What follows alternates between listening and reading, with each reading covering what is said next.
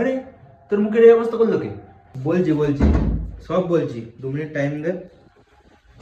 আরে তাহলে 2 মিনিটে আমি কথা কমপ্লিট করে দিচ্ছি। শোন, তুই 7 জন্ম ভাগ্য করে একটা বাপ পেয়েছিস মাইরি।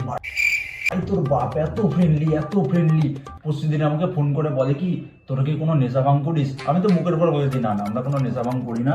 তো বলছে দেখ নেশা ভাঙ করলেও কোনো বাইরের জায়গায় বসে কোনো নেশা ভাঙ করবি না, পুলিশে তুলে নিয়ে যাবে, যদি করার হয় বাড়ির ছাদে আয়। আমি সব বললাম হ্যাঁ কাকা মাঝে মধ্যে মদ বিয়ার খাই আর বিড়ি সিগারেট। দিয়ে আমাকে বলছে ঠিক আছে আমার বাড়ির ছাদে এসে খাবি। আমার ছেলেও কিছু খায় নাকি? আমি বললাম টুকটাক বিড়ি সিগারেট খাই। আচ্ছা একবার খেয়েছিস অনেকবার, কিন্তু বলেছি একবার। ঠিক আছে, তোর বাপের মতো বাপ যদি আমার কাছে হতো না ভাই, আমার বাপ তো দিন রাত খেলায় আমাকে। নিঃশ্বাস কম নিয়েছে, খেলিয়েছে বেশি। বাড়িতে লাঠি কম পড়ে গেছিল, খাটের পায়া খুলে নেমেছে, খাট এরকম হয়েছিল।